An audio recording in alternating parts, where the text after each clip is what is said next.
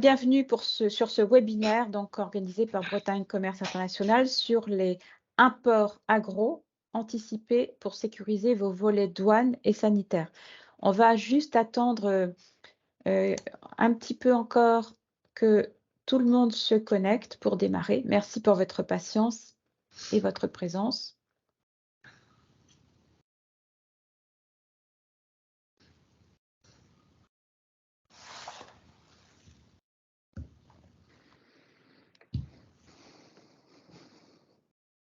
Bonjour à tous. Donc, on attend juste un petit peu que tout le monde se connecte, enfin que la majorité des participants se connectent.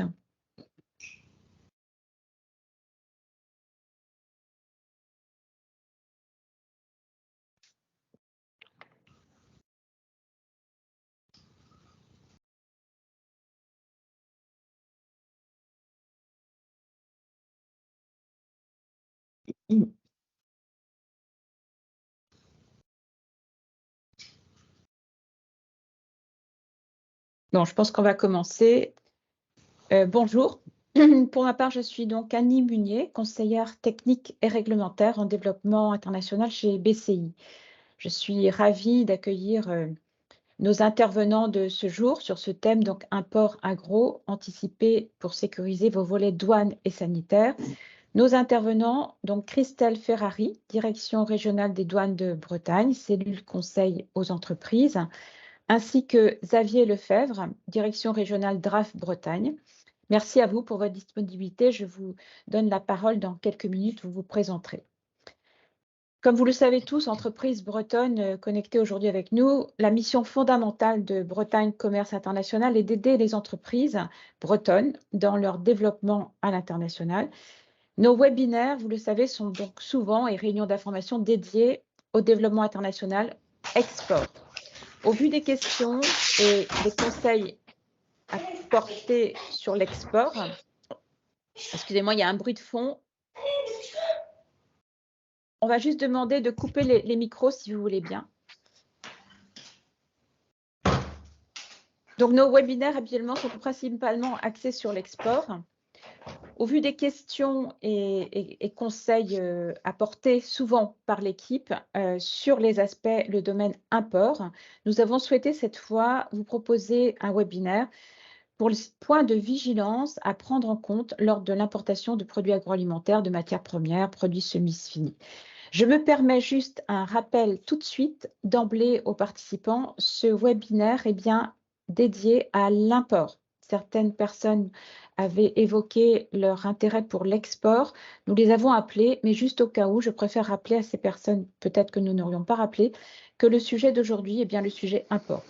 Je vais laisser la parole à nos intervenants dans quelques minutes sur les aspects pratico-pratiques de ce webinaire. Vos caméras et micros sont désactivés pour la bonne tenue du webinaire. Vous êtes environ 60 personnes connectées, 45 entreprises. Vous avez posé vos questions lors de votre inscription. Nos intervenants y ont répondu dans leur présentation. Toutefois, pour toute autre question au fil de l'eau, nous vous suggérons de le faire sur l'onglet Q et R, questions et réponses. On vous proposera un temps de questions à la fin de ce webinaire.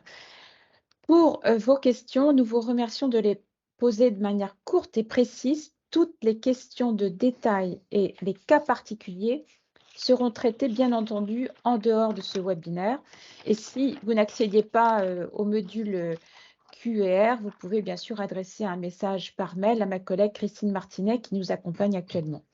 Le support de présentation et le replay de ce webinaire seront disponibles sous quelques jours sur notre plateforme BCI Info sur notre site Internet. Et avant la fin de cette réunion, nous vous demanderons de compléter un court sondage pour avoir votre feedback et aussi n'hésitez pas à nous remonter toute thématique que vous aimeriez que l'on développe lors des réunions d'information de BCI. Avant de laisser la parole à Christelle, que je remercie de bien vouloir prendre la main, vous allez avoir le support de cette présentation par la suite. Je vais juste, mais très brièvement, parce que le sujet d'aujourd'hui est très dense, vous présenter très rapidement BCI. Christelle va passer très rapidement les slides que vous allez voir. Je vous laisse les défiler rapidement, Christelle, si vous voulez bien. Voilà. Très rapidement, et je vous laisse les passer très rapidement pour arriver à votre introduction. Ce que je peux dire rapidement, BCI, qui sommes-nous? Nous sommes donc une structure régionale d'appui pour le développement international des entreprises bretonnes, créée par la région Bretagne et les CCI de Bretagne, avec une approche transversale par filière et par métier. Nous sommes une équipe répartie dans toute la Bretagne, dans les CCI de proximité. Vous avez les conseillers donc, techniques et réglementaires et les chargés d'affaires que vous voyez à l'écran. Et vous retrouverez toutes nos coordonnées dans ce support. Nous avons une gamme de conseils, de missions, de services pour vous accompagner sur la structuration et la projection de vos activités à l'international, du premier kilomètre jusqu'au dernier kilomètre. Voilà, vous avez tous nos domaines de compétences de ce support. Donc, je n'irai pas plus loin dans la présentation de BCI. Nos coordonnées également. Nous sommes à votre disposition. Voilà, vous avez là les conseillers techniques et réglementaires et stratégiques que vous trouvez dans vos CCI. J'en ai fini pour cette introduction de cette session. Je vais laisser la parole à Christelle pour entrer dans le vif du sujet et je vais donc couper ma caméra. Ah, mince. Merci à vous. Nous allons couper nos micros également peut-être pour les intervenants qui n'interviennent pas. On va couper le micro et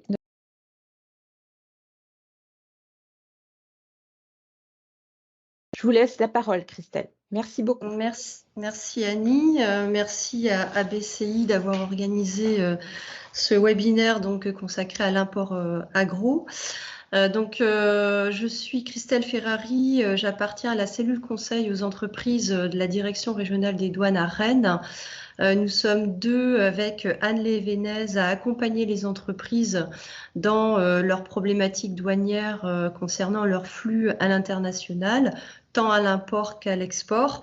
Et donc aujourd'hui, nous allons consacrer un temps à vos problématiques douanières à l'import en balayant un certain nombre de notions. Alors vous voyez apparaître ici le sommaire qui est plutôt ambitieux, je dirais. Donc on va s'intéresser à 3 points en faisant d'abord un point d'étape concernant les fondamentaux à connaître lorsque nous réalisons des opérations d'importation, donc avec 3 éléments à prendre en compte, la notion d'importateur, en définissant cette notion et en définissant ses responsabilités, un point sur le code douanier de votre produit et pour finir l'origine. Nous enchaînerons sur les dispositifs qui existent en matière d'optimisation de vos importations, alors surtout sur un angle financier, en quelque sorte, puisque j'évoquerai ici notamment les régimes suspensifs de droits et taxes à l'importation. Et enfin, nous terminerons sur des points d'attention et d'actualité concernant à la fois le groupage France Sésame, le projet d'ouverture des ports bretons aux produits bio, le transfert de certaines missions, la CCRF à la douane, et enfin le dispositif MACF, donc le mécanisme d'ajustement carbone aux frontières. Donc on va commencer par les fondamentaux et notamment la notion de l'importateur par sa définition et ses responsabilités. Le Code des douanes de l'Union européenne définit l'importateur comme étant la personne qui soumet en fait une déclaration en douane d'importation ou pour le compte de laquelle cette déclaration est établie. Donc, il faut comprendre que la notion d'importateur est avant tout une notion juridique et pas tant physique en fait de cette notion. On va passer à la slide suivante. Le Conseil de coopération douanière, dans les années 90, avait précisé, donné des précisions sur cette notion d'importateur, qui figure, cet importateur en case 8 de la déclaration. Donc, on indique le nom de la personne morale la plupart du temps et son identité dans cette case-là. L'importateur est la personne qui établit, donc comme je disais, cette déclaration. Et vous voyez dans cette définition, ce conseil indique qu'il peut s'agir d'une personne ayant les marchandises en sa possession. Lui incombe de payer au vendeur étranger le montant de la facture. On parle de destinataire. Eh bien, cette notion-là est venue, a été en tout cas précisée, notamment d'un point de vue fiscal un peu plus tard. Donc, on va passer à la slide suivante. Et aujourd'hui, il faut vraiment prendre en compte cette double dimension en fait de l'importateur. L'importateur au sens en tout cas du code des douanes, eh bien c'est le destinataire réel de la marchandise en charge des formalités douanières. Et d'un point de vue fiscal, donc en application du code général des impôts, le destinataire, l'importateur est le destinataire réel de la marchandise en charge de payer la TVA import et donc sera identifié parfois, je vais vous expliquer, en CAS 44. Et donc sur la slide suivante, vous voyez bien que en fait l'importateur peut être à la fois un importateur douanier et fiscal, ce qui est le plus communément trouvé dans les déclarations, mais on peut aussi être un importateur au sens douanier du terme, tout en étant distingué de l'importateur au sens fiscal du terme, dit destinataire réel pour les impôts. Alors par exemple, c'est une société qui va vendre en DDP hors TVA, donc vous avez une entreprise, par exemple, britannique qui a un établissement en France, elle aura un numéro EORI FRGB, elle va être l'importateur au sens douanier du terme, mais elle va indiquer en CAS 44 l'importateur, société française, qui sera destinataire réel au sens fiscal du terme. Vous voyez qu'ici, on peut donc avoir une distinction au sens douanier et fiscal de cette notion d'importateur. On arrive maintenant aussi à cette distinction qu'il peut y avoir entre l'importateur et le déclarant. On vient de le dire, l'importateur est celui qui établit la déclaration, mais ça peut être aussi l'importateur au nom de laquelle on va établir la déclaration. Donc, vous voyez que l'importateur n'est pas forcément le déclarant. Il peut l'être, mais il peut aussi, évidemment, confier cette formalité à un prestataire de service, et donc à un déclarant. Et donc, on va poursuivre. Cet importateur, soit il déclare en compte propre, donc moi importateur, je fais ma douane moi-même, en fait, j'ai ma douane intégrée et je choisis d'avoir un service douane au sein de mon entreprise, donc je déclare pour moi-même, mais je peux aussi faire appel à un déclarant douane, donc ce qu'on appelle le RDE, vous voyez là ici il y a un petit sigle RDE, un représentant en douane enregistré, et donc je vais mandater ce RDE pour déposer pour mon compte des déclarations en douane, donc soit en qualité de représentant indirect, c'est-à-dire que la personne va agir en son nom propre, mais pour le compte d'autrui. Donc là, il y a une question de co-responsabilité entre le déclarant et l'importateur. Et l'autre mandat est celui de la représentation directe où seul l'importateur est responsable. Et la slide suivante montre que effectivement, ces deux modes de représentation définissent ce niveau de responsabilité en termes d'acquittement de droits et taxes entre l'importateur et son représentant en douane, en sachant que l'importateur, et c'est là où moi je veux insister en fait, c'est que l'importateur est le premier responsable des informations qui sont portées sur la déclaration. C'est vous, en tant qu'importateur, qui transmettez à votre RDE les informations pour que ce dernier puisse remplir la déclaration. Donc, vous êtes vraiment pleinement responsable de ces informations. Et en cas d'erreur, eh bien, ce ne seront pas les mandats de représentation en fait qui vont vraiment jouer. Hein. C'est vraiment le niveau de compétence de l'un et de l'autre qui va déterminer les responsabilités. Bon, ça, on parle des contentieux douanes éventuels. On va poursuivre. Sur la notion d'incoterm, puisque la responsabilité de l'importateur, forcément, est impactée par le choix de cet incoterm. L'incoterm, hein, vous le savez, définit finalement les responsabilités du vendeur et de l'acheteur sur l'ensemble de la supply chain, et cette responsabilité englobe forcément les formalités douanières. Donc, le conseil qu'on peut vous donner, c'est qu'à l'import, évitez l'incoterm DDP. Hein, cet incoterm qui définit votre fournisseur étranger comme étant le responsable de toute la chaîne, et y compris les formalités douanières à l'import dans l'Union européenne.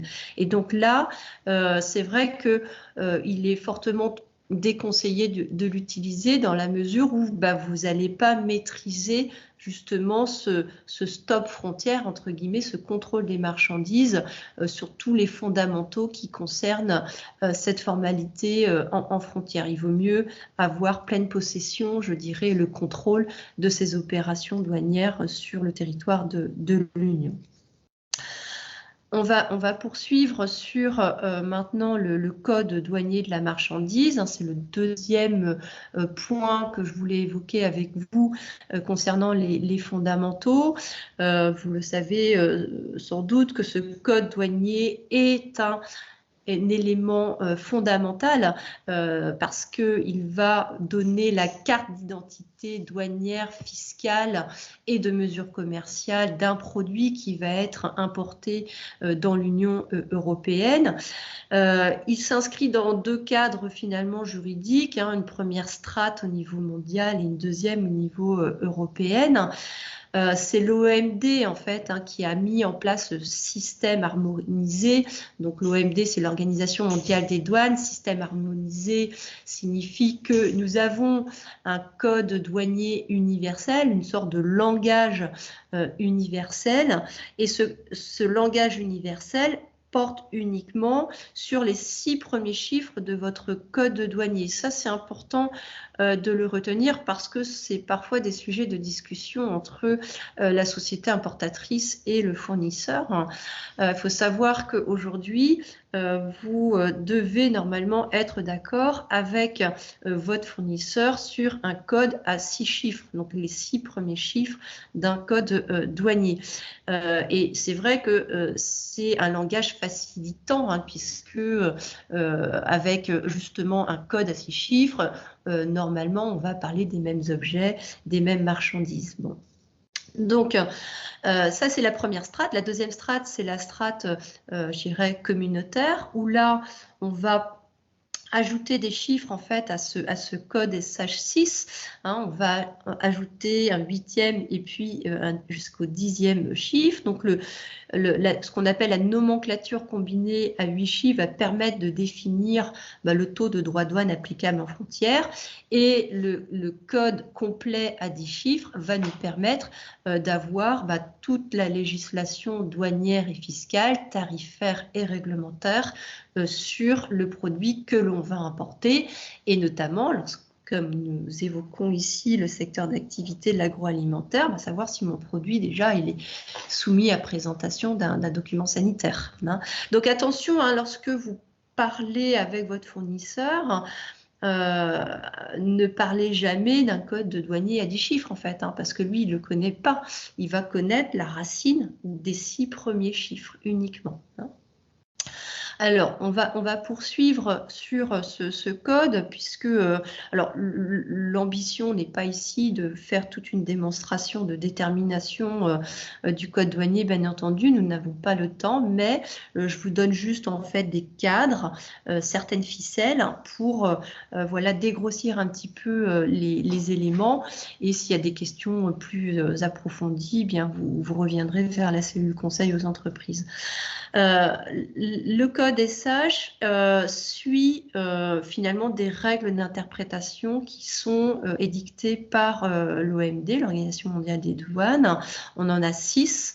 Donc ces règles en fait nous aident à définir un code douanier. Il faut les lire dans l'ordre. Ce qui est surtout demandé, c'est que vous devez lire les libellés de position, de supposition, de sous-position, et surtout lire les notes de section, les notes de chapitre, parce qu'elles vous apportent des définitions déjà sur les produits et aussi parfois des exclusions. Donc c'est important de les valoriser. Je vais prendre un exemple sur la slide suivante concernant la règle 3. Donc, c'est la slide suivante. Voilà, donc en fait, j'ai pas la main sur le diapo, c'est pour ça que je demande à quelqu'un de passer les slides. C'est le problème technique dont Annie vous parlait en préambule. Donc, la règle 3C, j'ai voulu la mettre en exemple parce que il n'est pas rare dans votre secteur d'importer des produits où on a plusieurs composants. Et lorsqu'on a plusieurs composants, on a différentes règles qui nous permettent d'utiliser donc il y a plusieurs règles qui nous permettent d'établir ce code-là. Et lorsque vous avez un mélange de marchandises, mais à valeur égale, eh bien, c'est difficile de classer cette marchandise. On se pose souvent la question, mais comment je peux faire? Et donc là, il y a une règle qui permet de le faire, justement. Et lorsque nous avons comme ça des mélanges à valeur égale, eh bien, on va prendre la position par ordre croissant de numérotation. Donc, l'exemple ici, c'est un mélange de fruits frais avec 4 sortes de fruits. Et donc, le classement se fera à la position la plus basse, finalement, dans la nomenclature. Et donc, sera classé au kiwi au 0,8, 10. C'est juste pour vous donner une illustration d'utilisation de ces règles vous permettant d'avoir un code douanier suffisamment fiable pour l'importation. Ensuite, on peut utiliser donc RITA, qui est le référentiel intégré tarifaire des douanes. Vous avez donc ici une photo un petit peu de ce que ça peut donner en visuel. Vous avez la nomenclature que vous pouvez afficher en cliquant sur la loupe, et puis vous avez les aides réglementaires aussi qui vous permettent d'accéder à des explications de texte en quelque sorte de cette nomenclature. On va poursuivre. Concernant ce code, j'ai pris l'exemple donc de la mozzarella d'origine suisse. Et donc là, on rentre, vous voyez, c'est une nomenclature, on déplie l'arbre en fait de cette nomenclature. On est dans le chapitre 4 et on va trouver les fromages au chapitre 04, 06, et puis on va aller chercher notre mozzarella, fromage à pizza. Et si on clique sur cette nomenclature là en vert, on passe à la slide suivante et on va arriver sur une nouvelle slide où on va pouvoir indiquer dans les pays d'origine suisse par exemple. Donc ce pays arrive sur le pavé en haut à droite, et en dessous, lorsqu'on clique sur rechercher, apparaît finalement la carte d'identité douanière, moi j'aime bien parler comme ça, du produit, parce qu'on va avoir accès à tout. Vous avez un certain nombre d'onglets, les droits et taxes, la fiscalité, puis parfois on a les prohibitions, restrictions qui vont nous apporter des éléments sur notre produit. Et donc là, on voit que sur la mozzarella, on paye 186 € par décitonne. Alors, pour finir, effectivement, sur ce code douanier, vous pouvez bénéficier d'une procédure de renseignement tarifaire contraignant. C'est la slide suivante. Et cette procédure, c'est une procédure intéressante parce qu'il n'est pas rare de se poser beaucoup de questions sur ce code SH. Et donc, on a un service spécialisé au niveau national qui peut vous accompagner et vous aider à identifier et donc déterminer ce code douanier. On va donc pouvoir bénéficier de cette procédure de manière tout à fait gratuite. Il est contraignant parce que vous vous engagez à l'utiliser pendant sa durée de validité qui est de 3 ans. Et ce qui est intéressant surtout, c'est qu'il va lier l'ensemble des douanes de l'Union européenne sur toutes vos importations. C'est-à-dire que si un jour votre flux passe par Anvers, eh ben, la douane belge sera obligée d'accepter, entre guillemets, de valider ce code qui aura été délivré par la douane française.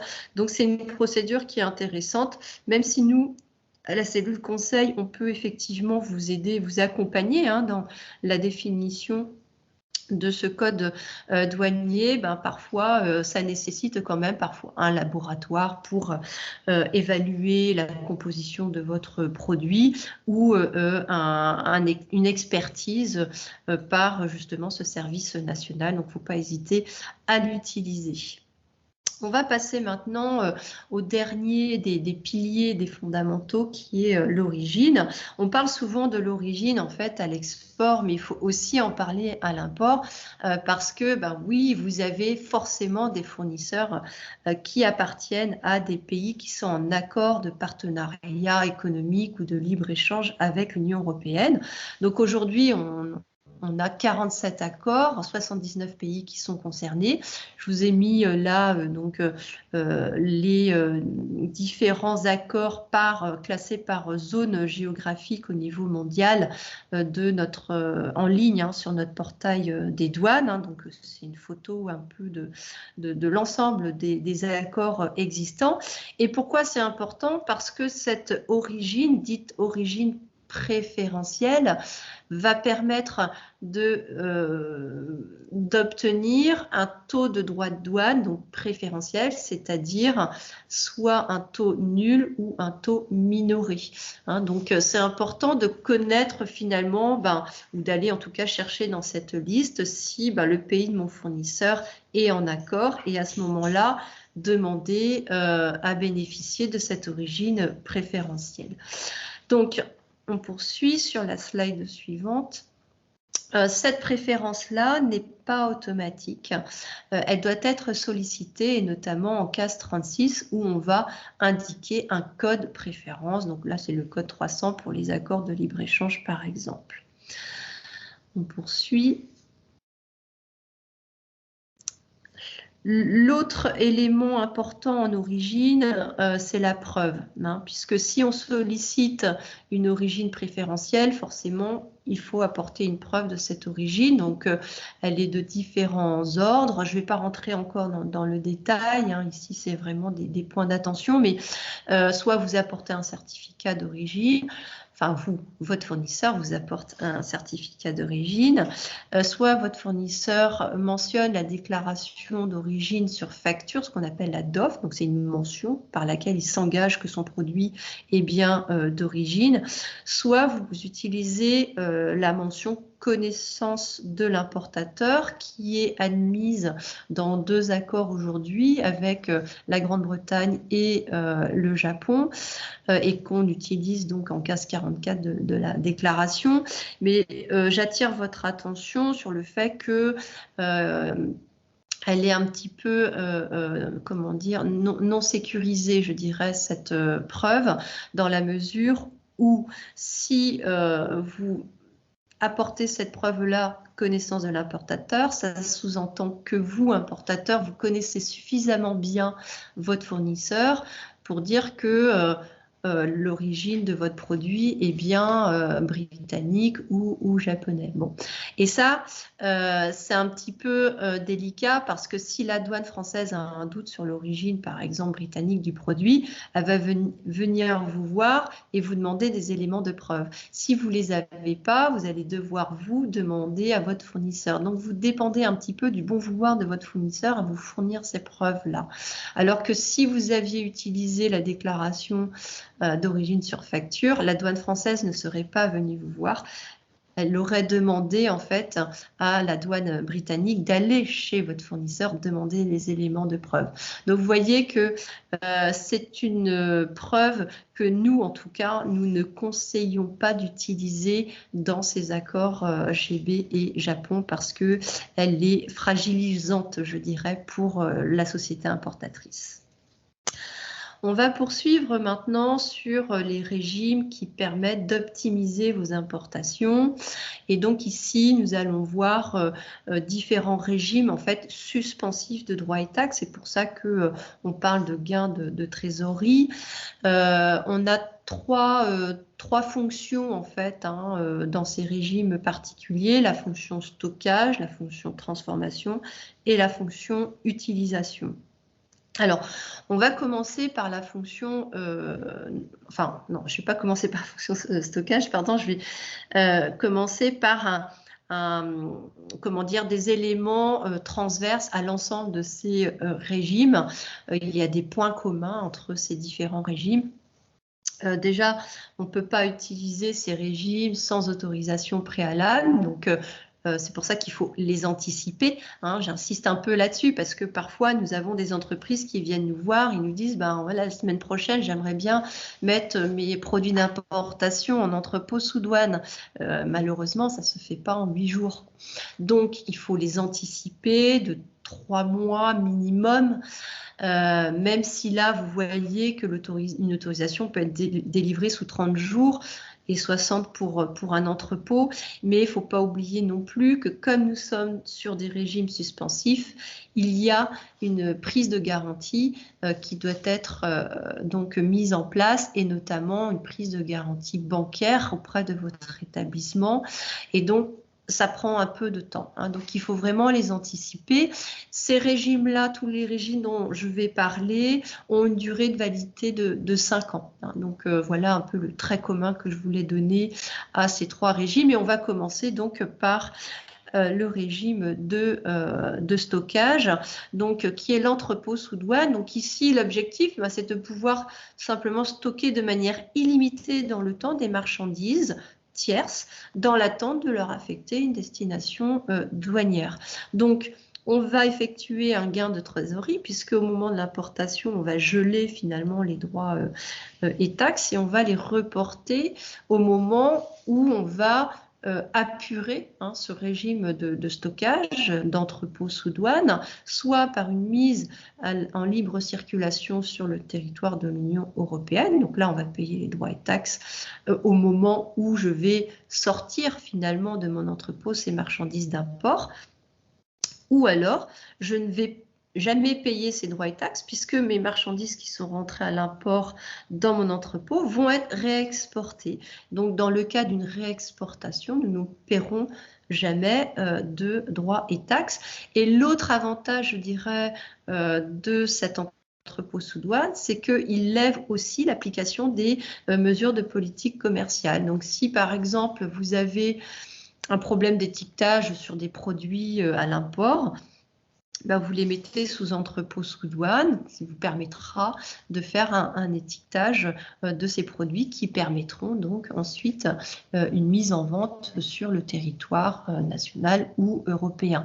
Donc l'entrepôt sous douane, ça concerne des marchandises qui doivent être stockées de plus de 3 mois parce que sinon on a un autre dispositif si on veut que je ne vais pas évoquer trop ici, mais c'est l'installation de stockage temporaire, mais qui est limitée dans le temps. Et donc, c'est une autre procédure. Mais voilà, donc l'entrepôt sous douane, il faut vraiment l'envisager lorsque vous avez un stockage supérieur à 3 mois.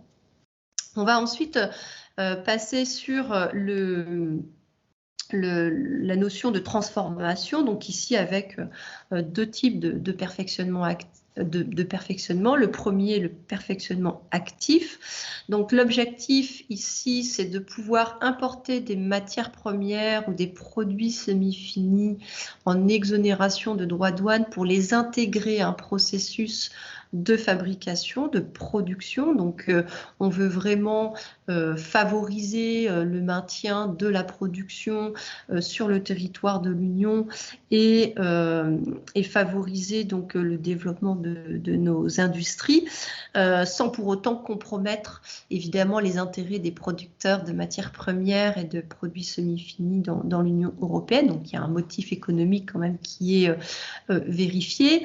Et l'avantage, bon, ben, c'est toujours cette suspension hein, de droits et taxes avec un apurement de régime, encore une fois, soit par une mise à la consommation sur le territoire, soit par une réexportation de ce produit, soit par le placement sous un autre régime. On peut très bien avoir un perfectionnement actif et en sortie de son cycle de production, mettre son produit fini en entrepôt sous douane parce qu'on n'a pas encore le marché en fait. Hein.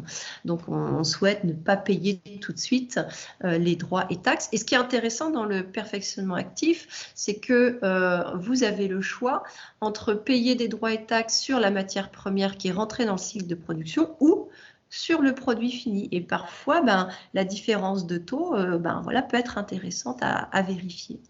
Donc, c'est vraiment un gain de trésorerie ici que ce perfectionnement actif. L'autre régime en transformation, c'est le perfectionnement passif.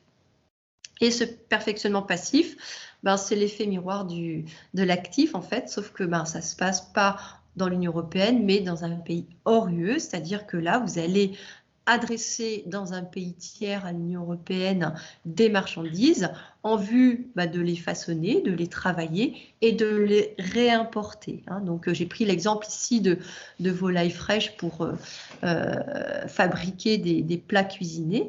Donc vous exportez de manière temporaire, si on veut, hein, sous perfectionnement passif ces volailles, vous réimportez des plats cuisinés et donc la taxation ne se fera que sur la valeur ajoutée réalisée dans le pays hors UE sur vos volailles fraîches. Donc ça, c'est assez intéressant aussi et ça sécurise surtout ce flux de transformation hors UE.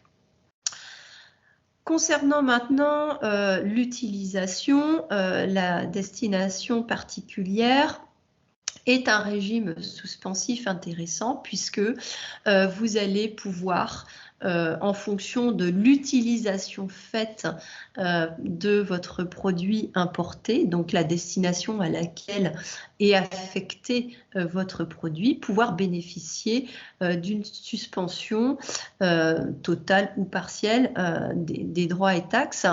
On prend souvent l'exemple du thon rouge en fait, hein, donc le thon rouge qui va être acheté hors UE frais ou congelé, qui sera destiné donc à la conserverie.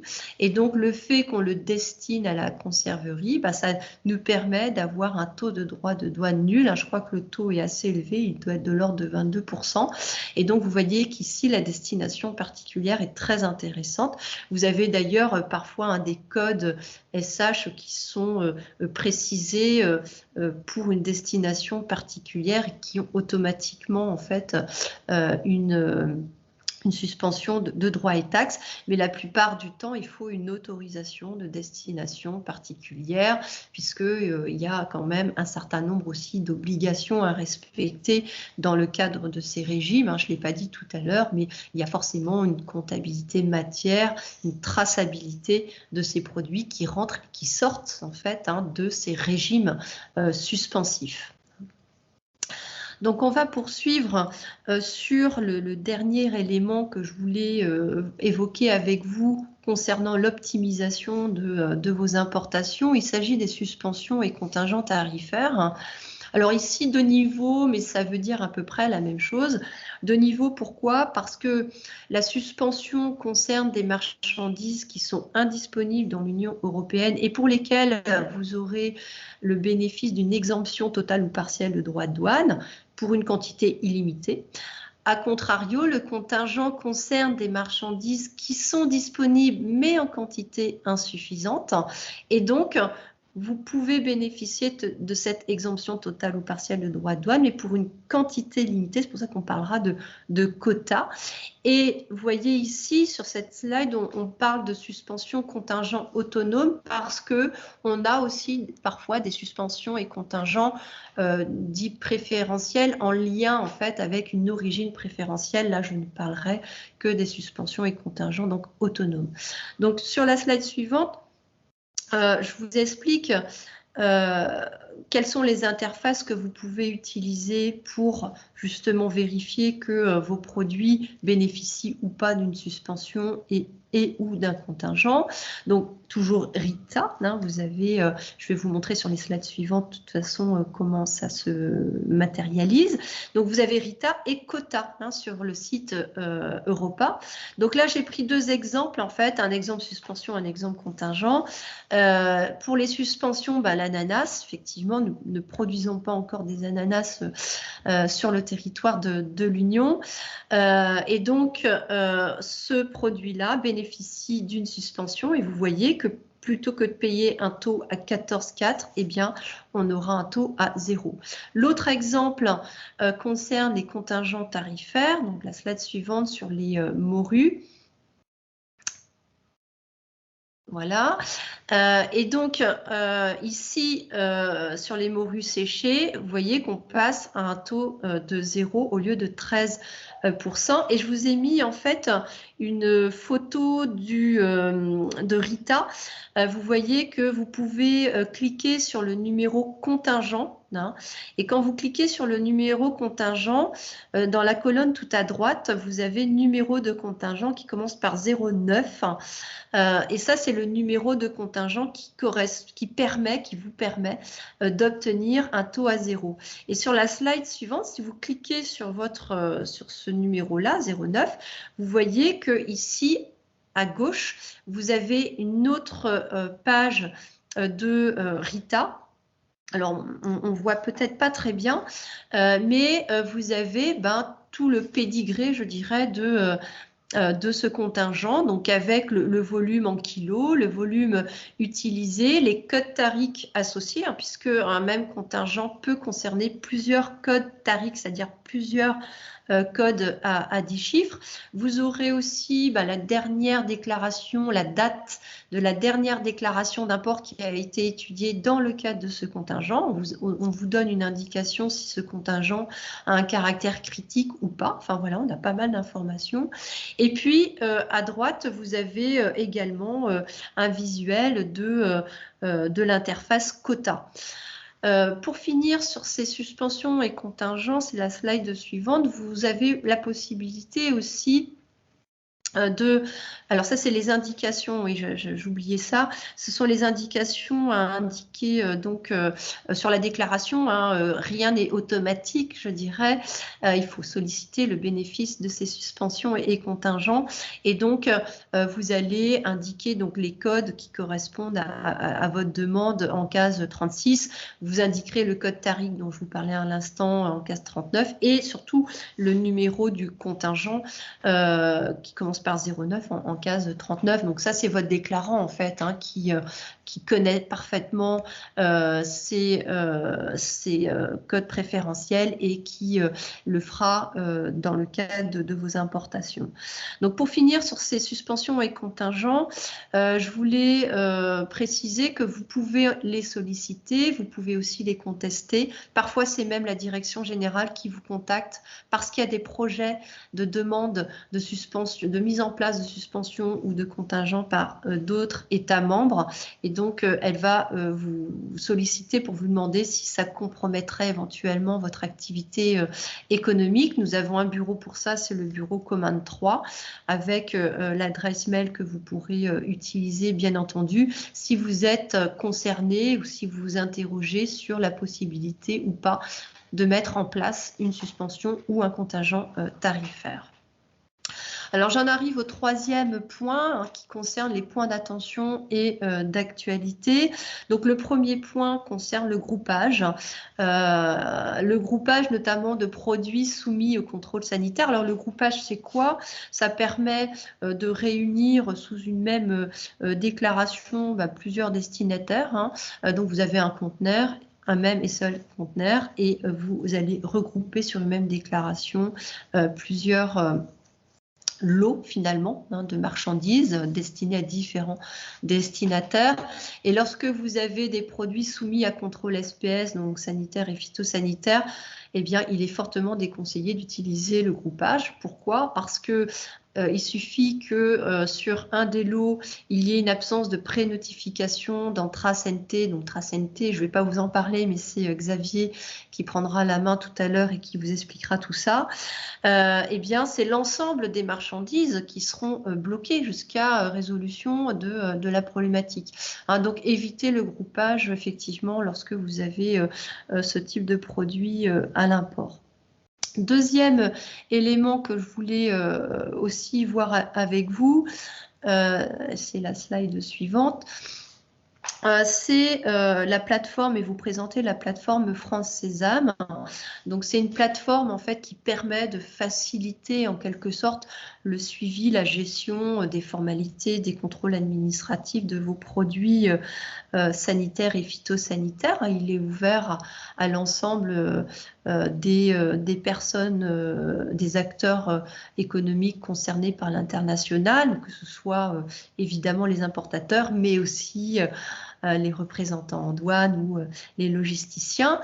Les utilisateurs publics, ce sont principalement la DGAL du ministère de l'Agriculture avec les CIVEP et puis la douane en fait. En Bretagne, France Sésame est ouvert pour les bureaux les ports de Saint-Malo, Brest et Lorient. On va passer à la slide suivante. Et en fait, cette plateforme vous donne un certain nombre d'informations sur les formalités administratives. Évidemment, en fait, vous suivez votre marchandise. Vous pouvez prendre rendez-vous en ligne pour les contrôles physiques, sanitaires et phytosanitaires. Vous êtes prévenu par notification. Vous avez un dossier d'importation en ligne. Vous avez aussi votre fiche d'identité importateur. Vous pouvez échanger par messagerie. Et donc, slide suivante, vous voyez, vous pouvez vous connecter sur le site francesésame.gouv.fr en sachant que c'est une interface qui est interconnectée avec d'autres systèmes d'information d'administration, donc TraceNT de l'agriculture, Delta G et Delta T des douanes pour le dédouanement et le transit, et Téléfel qui est en fait une interface de notification d'import-export des fruits et légumes soumis à normes communautaires comme la banane, les kiwis, etc. Donc voilà, moi je vous invite à aller voir un petit peu ce site-là parce que ça peut être intéressant et ça fluidifie normalement, en tout cas c'est l'objectif, les contacts avec les différentes administrations en frontière. On va passer ensuite à cette actualité qui devrait être vraiment une actualité en 2024, en tout cas je l'espère, concernant le bio. Alors le bio, ici je vais parler uniquement du bio d'origine végétale qui donc importés dans l'Union européenne et qui donc doivent être accompagnés d'un certificat d'inspection biologique qui est le COI. Ces produits donc sont contrôlés donc, dans un point de mise en libre pratique, notamment pour les produits qui ne font pas l'objet de contrôle sanitaire et phytosanitaire comme les bananes et qui font l'objet sinon dans un point de contrôle frontalier si ces produits font l'objet d'un contrôle sanitaire et phytosanitaire comme la pomme.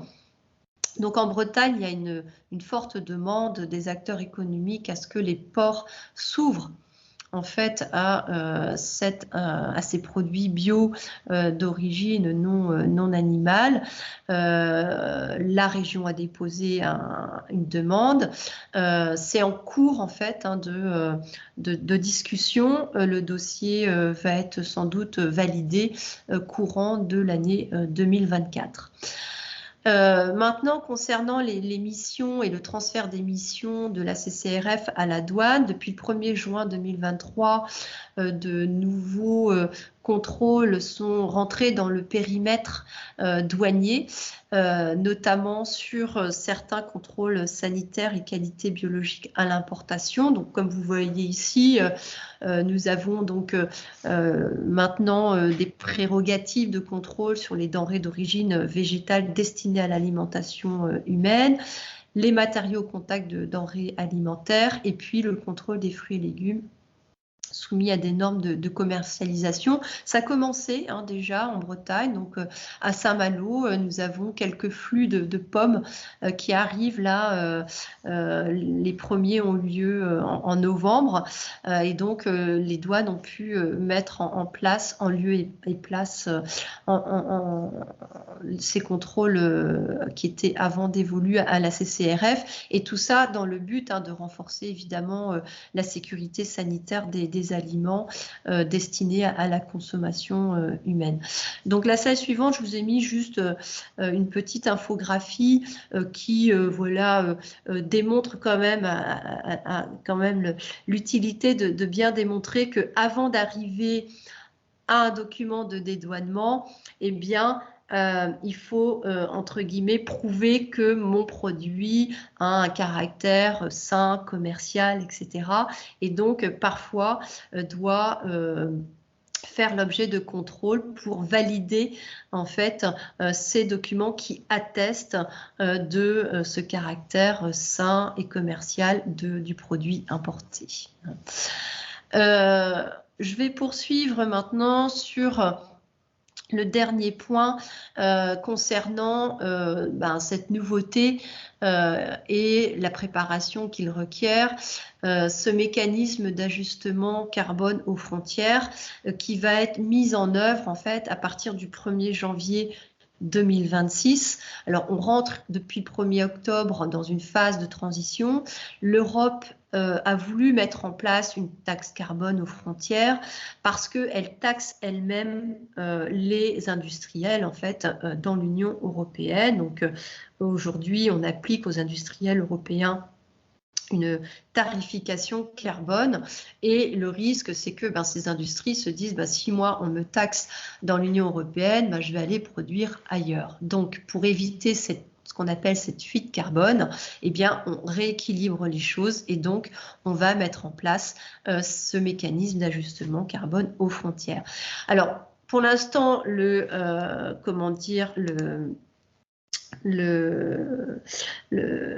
l'importateur agro n'est pas tout à fait concerné aujourd'hui. En revanche, vous allez peut-être l'être puisque c'est un dispositif qui va se développer jusqu'en 2034. La slide suivante, je montre que les produits concernés concernent l'acier, le ciment, l'aluminium, l'engrais. Donc vous voyez, vous n'êtes pas vraiment concernés, quoique peut-être pour l'engrais pour certains, mais c'est un dispositif appelé à se développer. Et la slide suivante, c'est tout simplement une to-do list à faire jusqu'au 1er janvier 2026. Où là, on vous demande, pour pour ceux qui sont concernés, de vous inscrire sur une plateforme SACF pour évaluer en fait l'impact carbone de vos produits importés et obtenir un statut de déclarant MACF, obtenir suffisamment de certificats, de quotas entre guillemets MACF pour pouvoir importer les produits impactés par ce dispositif. Donc voilà, j'ai fait le tour des questions concernant le volet douane de ce volet import agro. Les questions qui seront posées en fin de présentation, j'y répondrai volontiers. Mais en attendant, donc, je laisse la parole à Xavier Lefebvre pour vous présenter les aspects sanitaires. Je vous remercie. Merci Christelle. Et on va laisser la main à Monsieur Xavier Lefebvre, donc de la DRAF Bretagne. C'est à vous. Bien, bonjour à tous. Xavier Lefebvre, je suis chargé de mission au service régional de l'alimentation à la DRAF Bretagne. Donc la DRAF, c'est la direction régionale de l'alimentation, de l'agriculture et de la forêt. Donc dans cette seconde partie, je vais vous présenter les aspects sanitaires et phytosanitaires de l'import.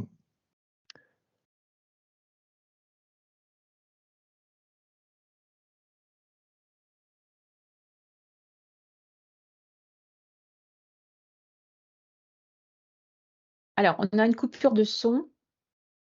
Vous m'entendez? Voilà, il y avait une coupure de son.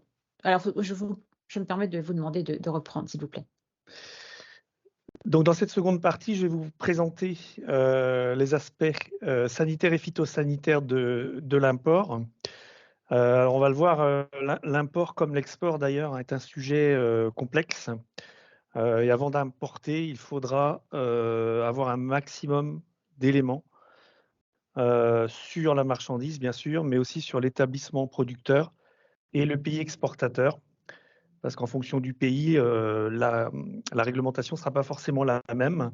C'est-à-dire qu'à chaque fois, il faudra quasiment réaliser une étude au cas par cas lorsque vous vous lancez sur un import de marchandises. Alors, concernant les aspects sanitaires et phytosanitaires, je vais vous exposer les grands principes d'un contrôle, les étapes d'un contrôle, les différents produits soumis au contrôle avant d'aborder les étapes clés à respecter pour bien réussir son import. Alors, concernant les grands principes, tout d'abord, les objectifs. Donc, il y en a 3.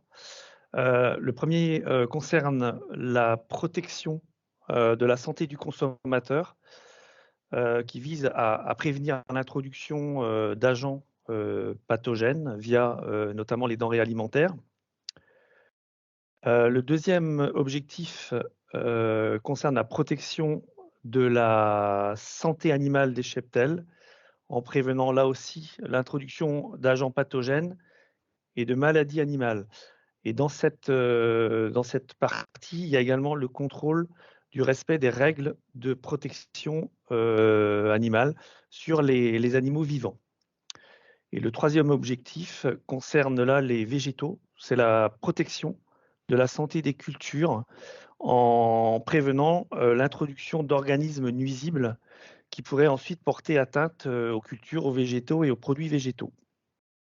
Sachant que les règles qui vont s'appliquer aux importations, on va dire par les industriels, vont aussi s'appliquer lors de l'importation de marchandises dans les bagages des passagers. Alors concernant, toujours dans ces grands principes, l'organisation des contrôles donc SPS. Les contrôles donc SPS, ce sont les contrôles sanitaires et phytosanitaires à l'import. Alors ils vont se faire avant la mise en libre circulation des biens dans l'Union européenne et dans des installations qui vont être désignées pour des catégories de produits. Donc, ce qu'on appelle dans les PCF. On parle aussi quelquefois de PIF, de PED, de PEC, mais aujourd'hui, la dénomination, tout ça, c'est regroupé sous la dénomination PCF, donc poste de contrôle frontalier. Ils vont se faire sur les animaux et les marchandises en provenance de pays tiers, C'est-à-dire qu'on ne parle pas dans ces contrôles SPS de tous les échanges intracommunautaires qui ne sont pas soumis à contrôle en import. Et ils vont se faire aussi selon des conditions harmonisées entre tous les pays membres de l'Union européenne. La réglementation, donc c'est une réglementation européenne. Vous verrez mentionner tout au long de la présentation des références à un certain nombre de règlements qui vont s'appliquer donc dans cette partie import. Et vous allez voir qu'ils sont très nombreux. Toujours dans ces grands principes, je vous disais donc que les contrôles se faisaient dans des points d'entrée désignés. Donc chaque pays possède ces PCF désignés. Donc pour la France, ils sont repris dans l'arrêté ministériel du 23 décembre 2020 qui comprend 3 annexes. La première annexe va concerner les PCF désignés pour les animaux vivants, les produits d'origine animale, les sous-produits. L'annexe 2 va désigner les PCF compétents en contrôle végétaux et produits végétaux. Et la dernière annexe va mentionner les PCF qui sont désignés pour le contrôle des aliments pour animaux d'origine non animale. Les céréales, par exemple, les légumineuses aussi. Chaque PCF donc est désigné pour une catégorie de marchandises. Alors, on parle quelquefois de VPV, donc pour les végétaux, produits végétaux.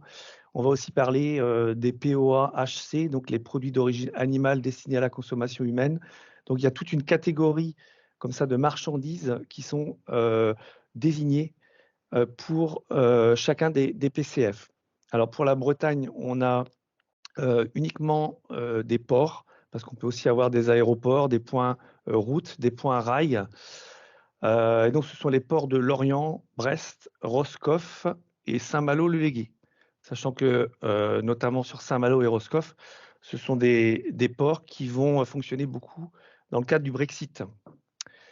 D'autres contrôles peuvent être réalisés par notamment les douanes. Ça a été abordé dans la première partie de la présentation. Ça va concerner les denrées alimentaires d'origine végétale et aussi les fruits et légumes qui sont soumis à normes de commercialisation, mais qui peuvent aussi être contrôlés dans les PCF. Donc on peut avoir quelquefois des doubles contrôles. Là, je vous ai mentionné juste pour vous donner un exemple. Donc, ça concerne la cartographie des PCF qui concerne en fait la réception des produits d'origine animale, les POA-HC, donc destinés à la consommation humaine, et POA-NHC, donc qui ne sont pas destinés à la consommation humaine, sachant que certains PCF ne peuvent être agréés uniquement que pour la consommation humaine. D'autres vont être agréés uniquement pour les denrées qui ne sont pas destinées à la consommation humaine. Donc, il y a un peu tous les cas de figure. Et il y a un lien sur le diaporama qui vous présentera toutes les différentes cartographies avec donc la représentation de tous les PCF en France et dans les territoires d'outre-mer.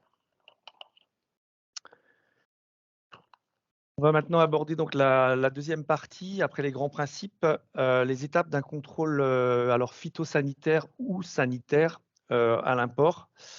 Donc, il y a, on va dire, cinq parties, 5 étapes donc qui concernent donc ces contrôles officiels, sachant que le contrôle est effectué sur un lot. Donc, je vous ai remis ici la définition réglementaire du lot. Ça concerne des marchandises de même nature en provenance d'un même établissement et qui sont transportées de manière simultanée et qui sont couvertes par le même certificat sanitaire ou phytosanitaire. Alors, la première étape étape du contrôle. Alors oui, une précision concernant le Brexit en import. Depuis le 1er janvier 2021, le Royaume-Uni est considéré comme un pays tiers, c'est-à-dire que tous les contrôles à l'import sont réalisés sur toutes les marchandises au premier point d'entrée dans l'UE comme un pays tiers classique, ce qui n'est pas vrai quand on fait de l'export, puisque là, le calendrier a été décalé et se met en place progressivement. Mais pour la partie import, toute la réglementation liée au Brexit est aujourd'hui en place. Et donc, les marchandises qui proviennent du Royaume-Uni sont soumises à contrôle sanitaire ou phytosanitaire. Alors, la première étape du contrôle, c'est la prénotification de l'arrivée du lot en PCF. Alors, elle est effectuée soit par l'importateur ou son représentant en amont de l'introduction de la marchandise sur le territoire via un système informatique. Alors, on reparlera de TraceNT un petit peu plus loin, mais la prénotification se fait uniquement par ce système européen TraceNT, c'est-à-dire que dans tous les pays européens, ils utilisent TraceNT pour réaliser les prénotifications. Et la prénotification n'est pas possible par un autre système. Il faut vraiment utiliser TraceNT. Donc la prénotification, c'est l'envoi du document sanitaire commun d'entrée, donc au PCF que vous aurez sélectionné, et vous compléterez la partie 1 du document sanitaire commun d'entrée. On parle aussi de SHED, donc on entend soit SHED, soit DSCE, mais c'est le même document. La deuxième partie d'un contrôle, c'est le contrôle documentaire. Donc, il est systématique sur tous les lots, ce contrôle documentaire, et il s'agit de vérifier sur le fond et la forme les documents qui accompagnent la marchandise. Donc, ce sont tous les documents d'accompagnement et évidemment aussi le certificat phytosanitaire ou sanitaire et le DSCE. Ensuite, on a le contrôle d'identité qui va être systématique pour les animaux vivants et les produits d'origine animale et qui va être aléatoire sur les autres produits avec une fréquence qui va être variable selon le pays, selon le produit.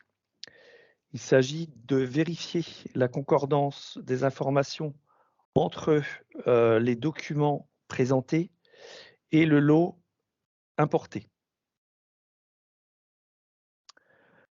La quatrième étape d'un contrôle SPS, c'est le contrôle physique qui, là encore, va être systématique uniquement pour les animaux vivants. Et il y aura dans ce contrôle physique une partie concernant le bien-être animal avec le respect de la réglementation liée à la protection animale notamment. Il peut aussi être systématique s'il y a une suspicion sur un lot, mais dans la majorité des cas, il est aléatoire pour les autres produits. Et donc là, ça consiste à un examen approfondi du lot. Alors si c'est une denrée animale ou d'origine animale, ça va être le contrôle de la salubrité, le contrôle de la température.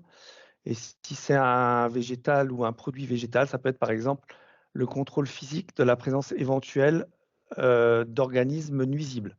Cette étape peut aussi comprendre des prélèvements officiels pour des analyses officielles, donc qui sont réalisées selon des plans de contrôle donc du ministère de l'Agriculture.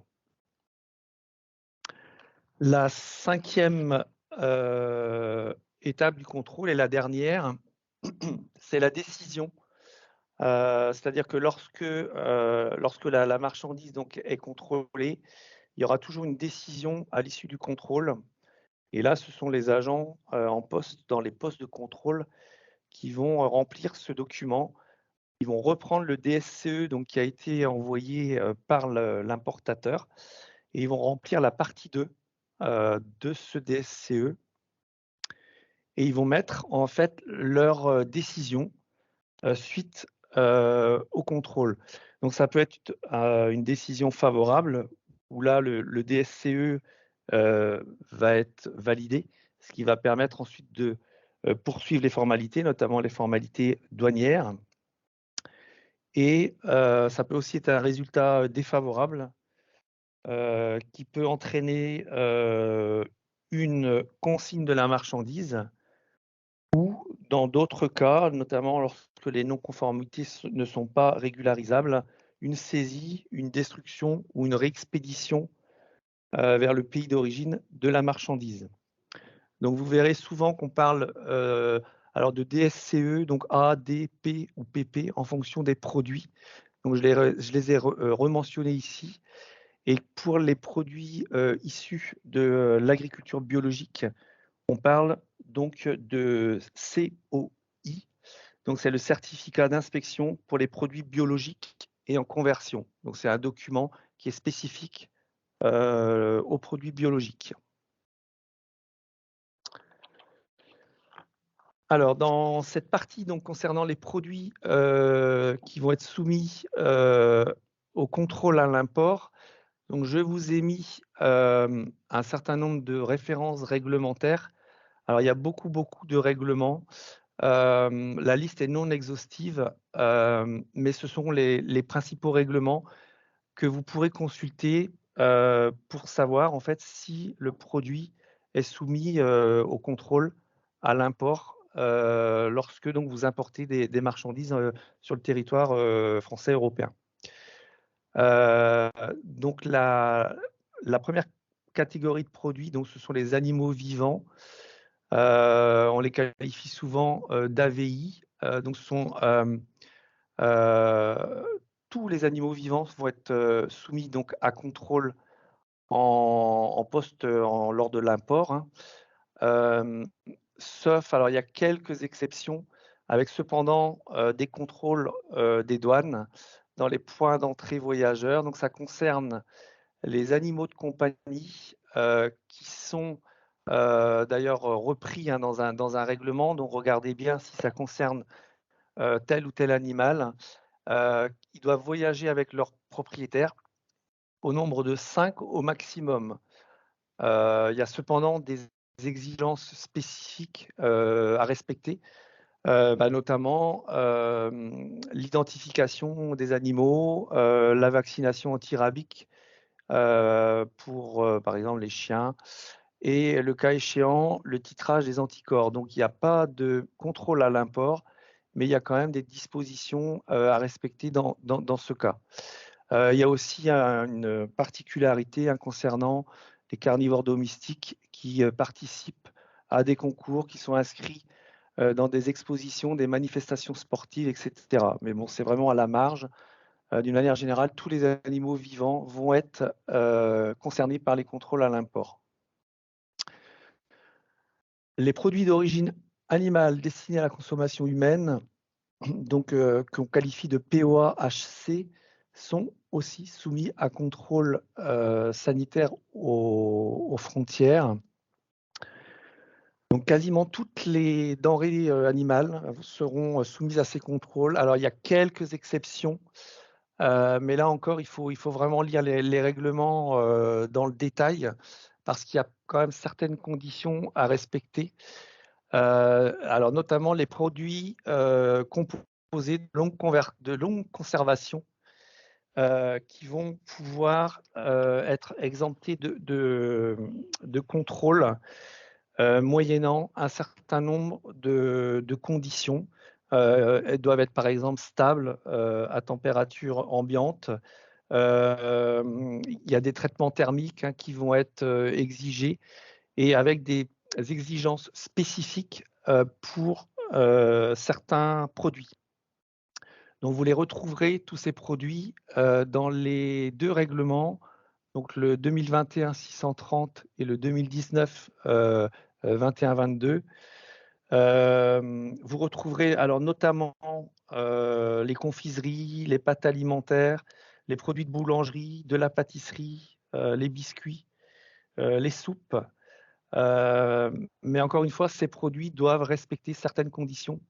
Donc, je vous invite à aller consulter ces règlements pour voir du coup si, lors d'un import, les marchandises que vous importez respectent ces conditions donc d'exemption de contrôle. Il y a aussi certains biens qui sont contenus dans les bagages des passagers qui sont exemptés de contrôle en PCF avec en général des limites en quantité. C'est souvent 2 kilos, mais ça peut être autre chose. Donc, allez voir le règlement, la 21-22, qui va lister donc tous les produits qui peuvent être importés dans les bagages des passagers, donc sans être soumis au contrôle. L'autre catégorie importante de produits soumis à contrôle, ce sont les végétaux et les produits végétaux, donc les VPV. Donc là, sans entrer dans les détails, pratiquement toutes les catégories de végétaux, produits végétaux, sont susceptibles d'être soumises au contrôle phytosanitaire. On va retrouver le bois, certains bois, les fleurs coupées, les plantes racinées, donc qui vont être destinées à la plantation, les fruits, les légumes, avec cependant des exemptions de contrôle qui va se concerner 5 fruits, donc les bananes, ananas, noix de coco, durian et dattes. Donc ces 5 fruits, vous les retrouverez dans le règlement 2072, dans l'annexe 11. Et les produits, les végétaux et produits végétaux qui sont soumis à contrôle, vous les retrouverez notamment également dans cette annexe 11, dans la partie A. Il y a d'autres produits qui sont dans l'annexe 11, partie B, qui sont soumis à certificat phytosanitaire, mais qui dans certains cas, ne seront pas soumis à contrôle. Un cas particulier qui concerne les emballages bois. Donc, les emballages bois sont soumis à contrôle en PCF. Ils doivent respecter la norme NIMC 15 qui est relative à la réglementation des matériaux d'emballage en bois utilisés dans le commerce international, avec un marquage spécifique et un traitement thermique spécifique. Donc, ce sont souvent les emballages bois, les bois de calage, etc., les palettes. Donc, il ne faut pas oublier que c'est les cagettes aussi, que ces emballages bois sont soumis à contrôle en PCF à partir du moment où ils ont une dimension supérieure à 6 mm. Les produits d'origine animale non destinés à la consommation humaine, donc les POA, NHC, sont aussi soumis à contrôle à l'import. Donc, on va retrouver notamment les sous-produits animaux, mais aussi la paille et le foin qui sont classés dans cette catégorie POA, NHC. Et les PNAOA NHC, donc qui sont les produits d'origine non animale destinés à l'alimentation animale. Donc, dans cette catégorie, on va retrouver toutes les graines de céréales, les graines de légumineuses, les graines ou les fruits d'oléagineux, et aussi les produits comme les huiles végétales, donc qui sont soumis comme les produits à contrôle phytosanitaire. Sachant que certains produits, notamment les sous-produits, ne pourront être importés que si les établissements importateurs sont enregistrés et agréés conformément à la réglementation du secteur de l'alimentation animale. Donc, c'est un point de vigilance pour certains produits, parce que si l'établissement importateur n'est pas enregistré ou agréé, il ne pourra pas importer du coup ces marchandises. Dernière petite précision concernant les contrôles. Lorsqu'il y a un contrôle en PCF, il y a le paiement d'une redevance sanitaire. Là, je vous invite à aller voir l'arrêté ministériel du 25 juin 2012, où il y a un tarif en fait qui va dépendre de la quantité et aussi de la marchandise.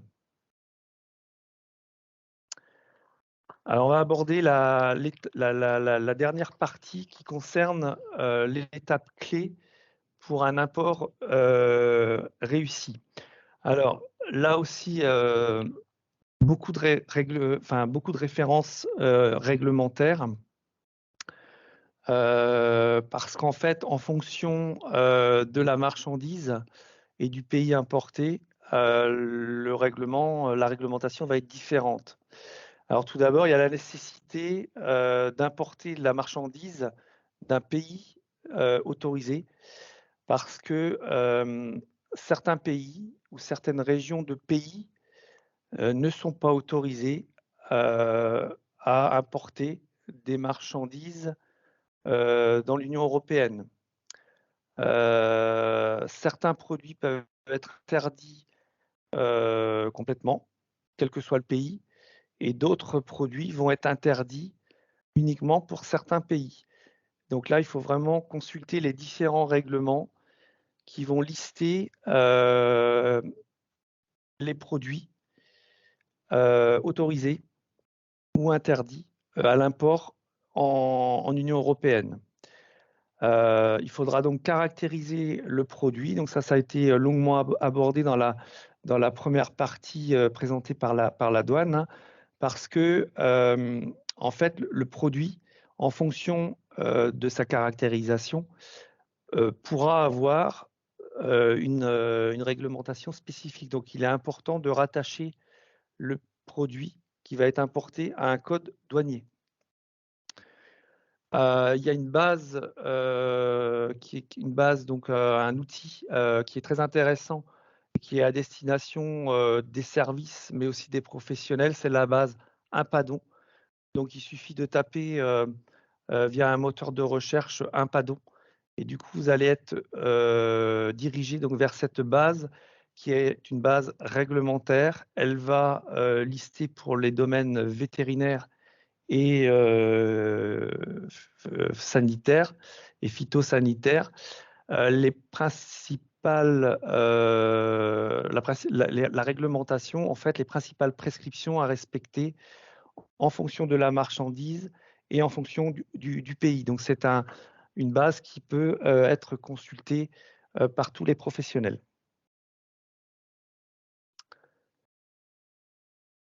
Ensuite, la deuxième question à se poser, c'est est-ce que l'établissement est autorisé à exporter ce produit vers l'Union européenne?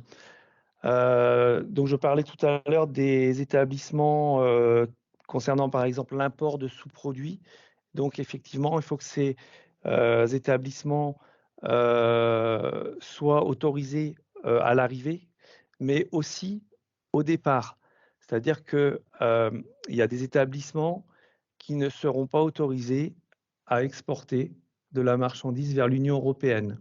Donc là, vous retrouverez ces établissements dans le système européen Tracente, mais vous aurez aussi, notamment sur le site du ministère de l'Agriculture, des listes d'établissements qui existent, que ce soit au niveau des pays exportateurs ou au niveau du pays importateur. Et je vous ai mis le lien direct vers le système Tracente pour vous permettre d'aller voir si l'établissement qui exporte la marchandise est un établissement qui est connu du système européen Tracente. La troisième question à se poser, c'est est-ce que la marchandise importée est soumise à contrôle en PCF? Donc là, c'est ce qui a été présenté dans la partie 3. De nombreux produits animaux et végétaux sont soumis à contrôle en PCF. Donc à partir du moment où ils sont soumis à contrôle en PCF, il faudra absolument les faire donc transiter par un point d'entrée avant donc de les importer sur le territoire de l'Union européenne. La quatrième question à se poser est: est-ce que le point d'entrée est désigné pour l'entrée donc dans l'Union européenne du type de marchandise importée? Donc en fonction de la marchandise, donc, il faudra sélectionner le PCF qui est agréé pour recevoir ces catégories de biens. Et là, il y a un choix du point d'entrée à faire, sachant que si une marchandise arrive dans un point d'entrée qui n'est pas désigné, elle sera consignée et la marchandise ne pourra pas rentrer sur le territoire de l'Union européenne. Donc pour la France, je vous ai parlé de l'arrêté ministériel du 23 décembre 2020. Je vous ai mis un lien qui vous dirigera sur le site du ministère de l'Agriculture, sur l'internet du ministère de l'Agriculture, et vous retrouverez ici donc tous les PCF avec la cartographie que je vous ai présentée tout à l'heure. Les autres pays européens ont également des PCF qui sont désignés. Donc là, je vous ai mis le lien qui vous permettra d'aller voir les différents points de contrôle européens donc sur l'ensemble du secteur de l'Union européenne. Et vous verrez comme ça tous les points de contrôle agréés en fonction selon les pays.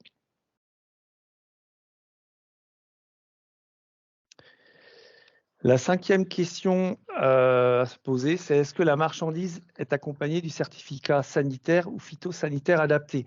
Alors ça, c'est aussi et surtout le travail de l'entreprise qui va exporter, puisque en fait, le certificat sanitaire ou phytosanitaire va être délivré par l'autorité compétente du pays tiers, soit via le système Tracente, parce que certains pays utilisent Tracente avec ou sans signature électronique d'ailleurs. Je pense par exemple au Vietnam, à l'Équateur, le Sénégal, le Canada également, le Maroc. D'autres pays vont utiliser leur système de certification propre et donc le certificat sanitaire sera émis via leur système de certification dans le pays, évidemment, dans le pays tiers. Cependant, il y a souvent des exportateurs qui contactent l'importateur pour avoir toute la réglementation en vigueur et aussi pour avoir confirmation du bon modèle de certificat. Donc, vous pouvez être amené à aller chercher ce modèle de certificat, soit dans les différents règlements, donc, que je vous ai mis ici, notamment le 2236 et le 2235 pour tout ce qui est animaux et denrées. Et le 2072 en ce qui concerne les produits végétaux. Et tous ces certificats se retrouvent également dans Tracente, sachant qu'il faut, pour une marchandise, utiliser le certificat adapté. Alors, il y a des dizaines de modèles de certificats qui existent. Donc, il s'agit de bien repérer le modèle adapté pour une marchandise donnée. Le cas particulier des produits biologiques, chaque lot doit être accompagné d'un certificat d'inspection pour les produits biologiques et en conversion, donc ce qu'on appelle le COI. Donc, ça a été déjà abordé plusieurs fois au cours de la présentation. Et ce COI doit être visé par un organisme certificateur reconnu donc dans le pays exportateur, et il est également émis via Trace. Si un produit biologique arrive dans un PCF sans ce COI, il sera consigné et ne pourra pas entrer donc, sur le territoire européen. Dernière précision importante, lorsqu'on a des produits, on va dire, mixtes ou transformés qui vont contenir plusieurs denrées animales, eh bien, vous devrez, dans ces cas-là, avoir un certificat sanitaire pour chaque produit présent dans le produit fini. C'est le cas par exemple du surimi. Si vous importez du surimi, il y a des produits de la pêche et il y a des ovoproduits dans cette marchandise. Donc vous devrez avoir un certificat pour les ovoproduits et un certificat pour la partie produits de la pêche. Sachant que si un des produits est interdit en import, eh bien le produit, la marchandise sera interdite. C'est l'exemple toujours du surimi, le surimi du Vietnam qui va être interdit en Europe en import parce que ce sont les ovoproduits qui sont contenus dans le surimi qui vont être interdits. Donc la marchandise, le produit en totalité, dans ces cas-là, ne pourra pas rentrer en Europe. Donc c'est une précision quand même importante. Ensuite, la 6e question à se poser, c'est est-ce que la prénotification a été effectuée donc, pour le produit? Donc là, je l'ai déjà abordé au tout début de ma présentation. La prénotification donc, se fait via Tracente, donc c'est le fameux DSCE. Il s'agit donc de le pré-notifier avant l'arrivée de la marchandise. Il s'agit aussi de prendre contact avec le PCF que vous aurez sélectionné pour l'entrée de la marchandise, surtout quand vous commencez en import. Certains PCF vont exiger, par exemple, l'envoi des documents par mail au préalable. Donc, contactez-les avant que la marchandise arrive pour connaître les exigences spécifiques. Comme le DSCE se fait via Tracente, il faut absolument donc avoir un accès à Tracente. Je vous ai mis à la fin du diaporama le lien pour qui vous explique en fait comment créer un compte dans Tracente, sachant que pour que l'importation puisse se faire, il faut que l'importateur soit connu dans Tracente. Donc, si vous n'êtes pas dans la base Tracente, vous aurez en plus la création d'un opérateur à réaliser. Donc, créez d'abord votre compte. Allez voir si vous êtes existant dans Tracente et le cas échéant, donc créez votre compte opérateur avant toute importation. Dans l'importation, le rôle important du transitaire est à souligner puisque c'est en général le transitaire qui va prénotifier l'arrivée de la marchandise et qui va ensuite qui va donc être le représentant de l'importateur lors des différentes opérations d'import. Et lorsque donc toutes ces étapes auront été respectées, il restera donc à assurer le passage en PCF avec la validation de la partie donc 2 du DSCE donc par les agents en charge des contrôles donc en PCF, ce qui permettra ensuite le passage aux formalités douanières avec une interconnexion des systèmes entre le système Tracente et le système des douanes. Juste très rapidement, donc ici vous avez le lien pour vous connecter donc au système Tracente, au système européen Tracente. Vous pourrez dans ce système Tracente générer donc votre DSCE, vous ou votre importateur. Je vous ai mis très rapidement ici aussi la partie 2 du DSCE donc, qui sera complétée par le contrôleur donc, en PCF et qui reprendra le résultat des différents contrôles, un documentaire d'identité et physique, hein, les contrôles qui ont été donc réalisés. Et il mettra soit le motif de refus si le lot est refusé. Alors ça peut être des dates non valides, hein, des certificats non adaptés, une absence de certificat, un pays donc qui n'est pas autorisé à l'import, un établissement qui n'est pas agréé, des produits interdits, des problèmes d'hygiène sur les produits. Donc tout ça, ce sont des motifs de refus de la marchandise. Et donc en cas de validation du DSCE, donc la marchandise, elle est admise sur le territoire européen et ensuite vous passez aux formalités douanières.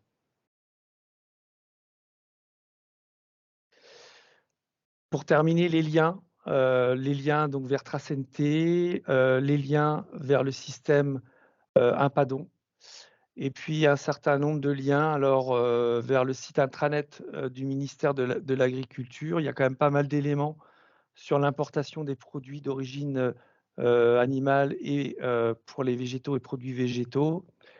Un lien vers la législation de l'Union européenne.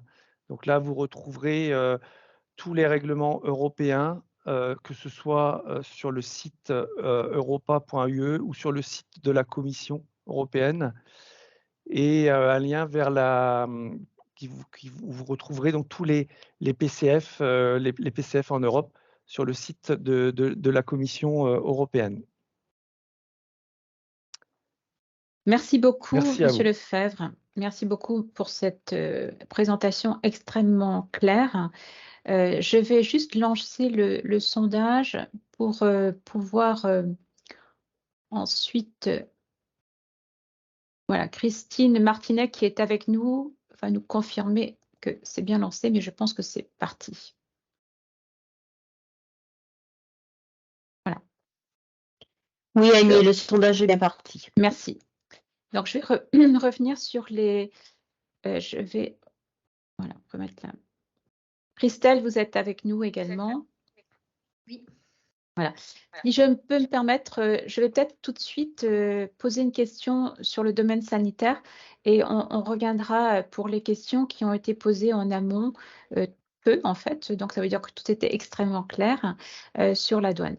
Je rebondis, Monsieur Lefebvre, sur une question qui va sans doute être utile à tous.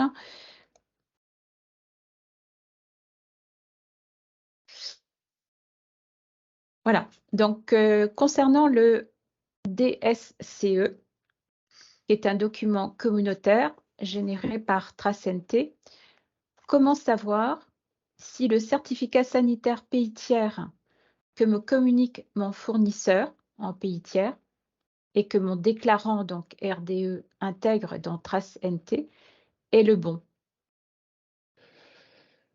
Alors, le certificat sanitaire est quand même adapté à la marchandise. Donc, en général, c'est un point de vigilance, mais qui peut être vu un petit peu en amont, hein. Et chaque certificat sanitaire, déjà, va être adapté en fonction de la marchandise. Si vous avez, par exemple, des produits de la pêche, il va falloir caractériser au mieux la marchandise, repérer le code en fait douanier qui correspond à cette marchandise, et ensuite vous verrez dans TraceNT, il y a une arborescence qui permet de retrouver le certificat qui est adapté au code douanier. Bien.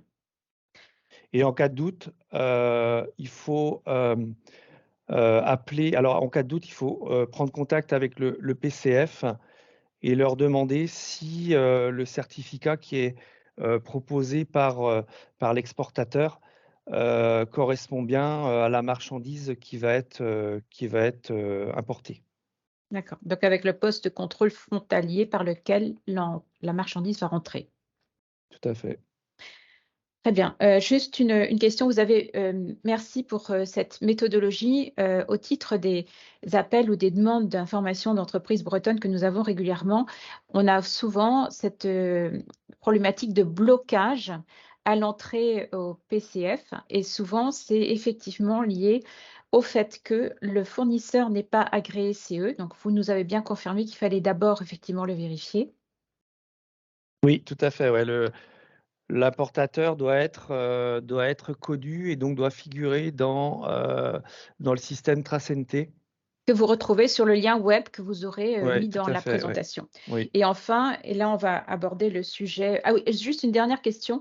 Est-ce que, quelle que soit la quantité du produit, ce produit sera contrôlé? Je pose la question parce que nous avons des entreprises qui, pour l'élaboration d'éventuelles recettes en transformation, production agroalimentaire, pourraient importer des échantillons. Est-ce Oui. que ça peut concerner, on a souvent cette question-là, ça peut aussi concerner des échantillons? Oui, alors c'est pas forcément la quantité qui va faire que votre marchandise va être soumise ou non à contrôle et à certification. En fait, on va dire que globalement, tous les produits vont être soumis à certification et à contrôle. Il y a des exceptions, donc là, il faut retourner voir exactement les différents règlements. Et concernant les échantillons, il y a effectivement une possibilité d'être exonéré de contrôle et de certification à l'import, mais c'est vraiment dans des cas très précis où c'est dans le cadre, par exemple, d'un programme de recherche. Mes programmes de recherche, c'est lié à de la recherche, on va dire, fondamentale. C'est pour mettre en place des méthodes, etc. Donc, il faut que ce soit un programme de recherche. C'est pas, par exemple, importer des produits pour les analyser et voir ce que contient ce produit, en fait. C'est vraiment dans le cadre d'un programme de recherche avéré. Et dans ce cas, il faut, avant le départ de l'échantillon, demander à l'autorité compétente, alors ce sont souvent les DDPP, les directions départementales de la protection des populations, qui feront une attestation comme quoi, en fait, ils attestent que le produit est bien engagé dans un programme de recherche. Et cette attestation sera fournie lors de l'import de la marchandise. Si cette attestation n'est pas fournie, la marchandise sera bloquée en entrée. Très bien, merci de préciser, ce sera bien utile, je pense, à plusieurs personnes en production. Nous allons passer sur les questions douane, si vous voulez bien, Christelle.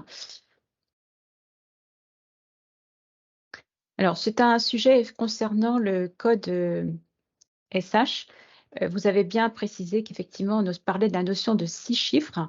Donc, une personne indique, c'est en raison de cette distinction 6 chiffres à l'international et 10 en UE qui explique que l'importateur UE ne va pas forcément avoir le même code douanier que l'exportateur hors UE. Alors, comme je l'ai expliqué, effectivement, le langage universel concerne les 6 premiers chiffres du code douanier. Donc, la racine devra être la même, évidemment, parce que si la racine des 6 premiers chiffres présente des distinctions, des différences, ça veut dire que on n'est pas tombé d'accord sur un classement de cette marchandise dans la nomenclature douanière. Donc, le langage universel se base en fait sur ces 6 premiers chiffres. En revanche, les chiffres qui vont être ajoutés après ces 6 premiers chiffres concernent une réglementation, on va dire, régionale. Hein, donc, nous, au niveau de l'Union européenne, ou une réglementation pays, comme voilà, des pays comme le Vietnam ou le Japon, que sais-je. Mais effectivement, la base de langage universel, ça reste sur les 6 premiers chiffres. Oui, Ouais, d'accord, c'est clair. Sur le sujet des destinations particulières, est-il possible d'intervenir sur la marchandise Par exemple, de faire des contrôles lorsque l'on est en entrepôt sous douane. Alors, la mise en entrepôt sous douane permet effectivement ce qu'on appelle des manipulations usuelles, c'est-à-dire que dès lors qu'on ne modifie pas de manière significative le produit, on peut effectuer des manipulations sur ces produits en entrepôt sous douane. Par exemple, du conditionnement, du maintien en l'état, du contrôle qualité des marchandises. Toutes ces opérations-là peuvent être effectuées sous entrepôt sous douane et ce sera prévu dans l'autorisation de l'entrepôt sous douane. Très bien, je vous remercie. Je revérifie. Ah oui, vous aviez évoqué la destination particulière pour le thon, par exemple. Où trouve-t-on les destinations particulières des produits? Alors, elle s'identifie sur le référentiel intégré en ligne, RITA.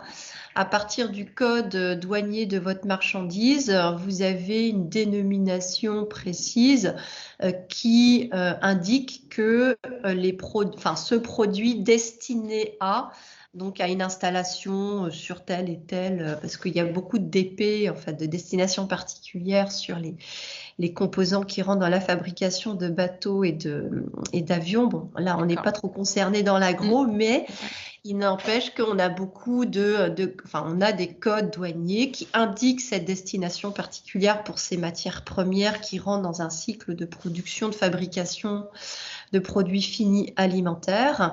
Et donc, c'est indiqué sur l'interface RITA. Et à ce moment-là, on peut demander à un bureau de douane une autorisation de destination particulière. Très bien. Et bien sûr, de vous contacter à la direction régionale des douanes de Bretagne pour le vérifier si c'est nécessaire. Voilà. Une question, c'était en fait pour Monsieur Lefebvre, pour Impadon.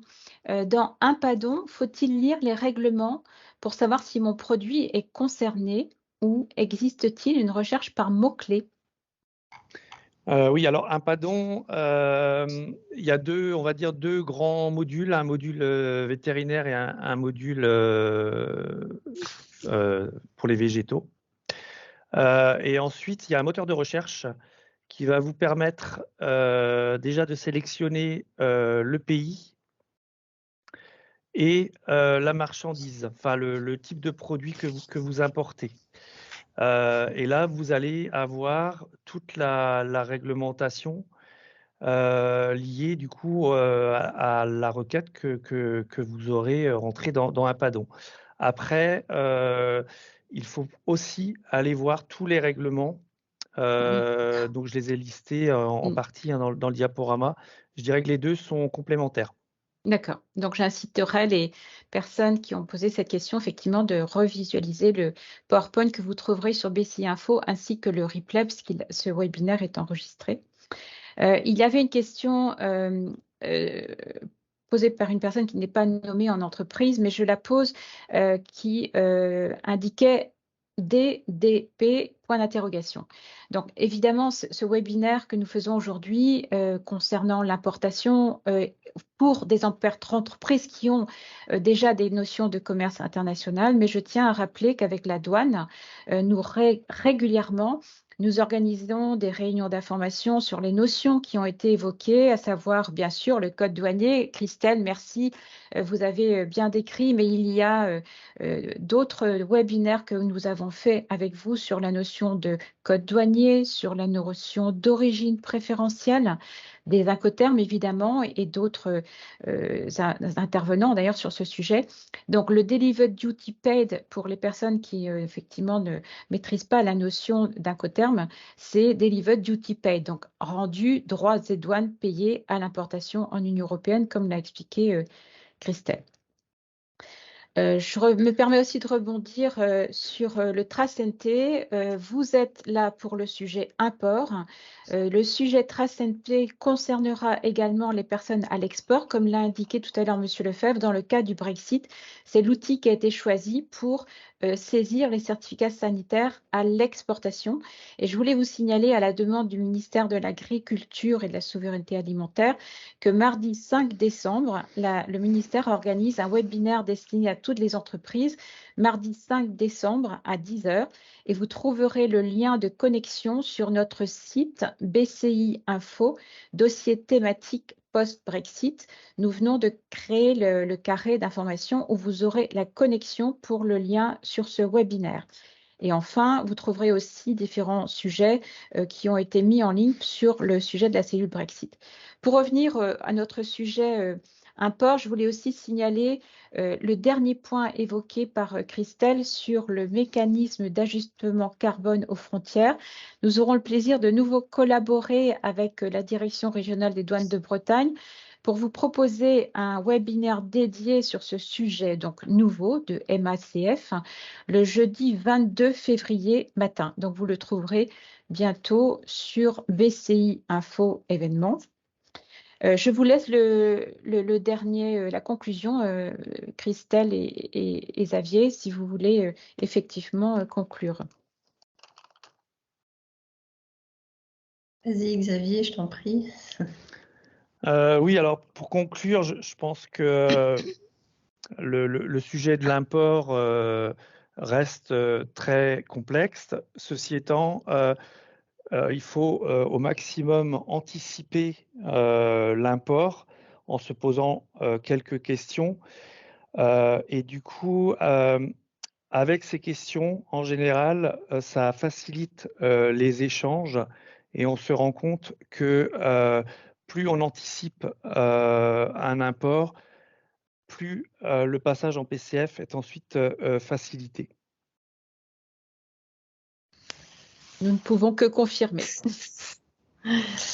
Oui, donc je rejoins ce que vient de dire Xavier. Effectivement, en douane, on parle beaucoup d'anticipation également.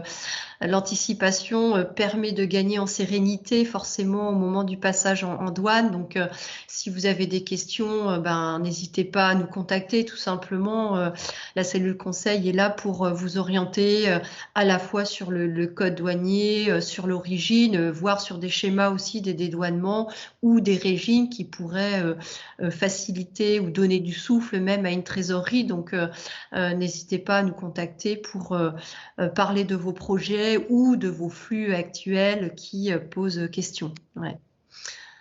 Voilà. Et pour ma part, bien sûr, au titre des conseillères techniques et réglementaires de BCI que vous connaissez ou pas, vous n'hésitez pas sur ce qu'on appelle les fondamentaux ou le 360 degrés en commerce international. Si vous souhaitez débuter l'export, il y a l'import ou l'export d'ailleurs, mais l'import dont c'est le sujet aujourd'hui.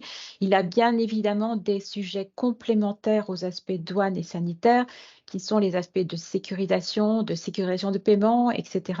Surtout, vous n'hésitez pas à prendre contact avec votre conseillère en territoire CCI au plus proche de votre société.